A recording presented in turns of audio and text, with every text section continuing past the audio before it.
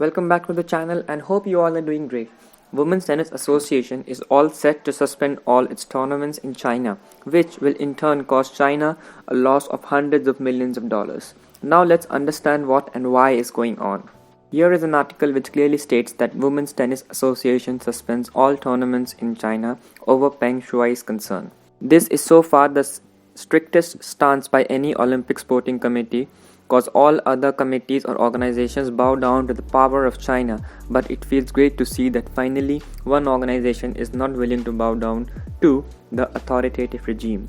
The stance of Women's Tennis Association is that it cannot just ignore the fact that as soon as Peng filed a case against a politician in China, she just happens to magically disappear overnight. China is although trying its level best to save itself by saying that these steps are being taken to hurt China's system. Maybe this is the beginning that all sports committees wake up to the atrocities caused by China on numerous fronts. For example, bullying its neighbors in the South China Sea or the ethnic cleansing of Uyghur Muslims in the northern part of China. Maybe in the future we do not get to see any sport in China cause this issue itself is very disturbing.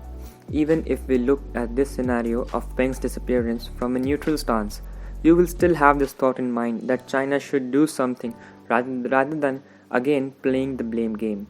So let's come back to Peng's case. Peng, who is 35 years old, took to China's Twitter to tell the world that a very high-level official of the CCP, Zhang, raped her 2 years ago, and finally she has somehow mustered the courage to expose Zhang, as he is now retired, and when he was in office he held so much power that she was sure that if she spoke up, the case would have been just buried. So obviously when Peng went online and posted all this, her article was taken down in 30 minutes, social media accounts frozen, and her name was wiped off China's internet forever. Now just this, even Peng is missing, and the CCP released a few pictures of her in order to fool everyone that Peng is safe and no harm has been caused to her. Keeping all this in mind, the Women's Tennis Association has taken their firm step, and a lot of male tennis players are supporting this also. And now there is pressure getting built upon the International Olympic Committee because Peng is by default an Olympian also.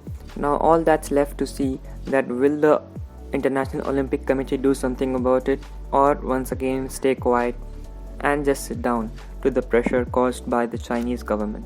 The question for you all is that is it really okay to give the government so much power that they can just make any person or celebrity vanish in thin air out of the blue? With that, I will take my leave and I will see you all in the next video.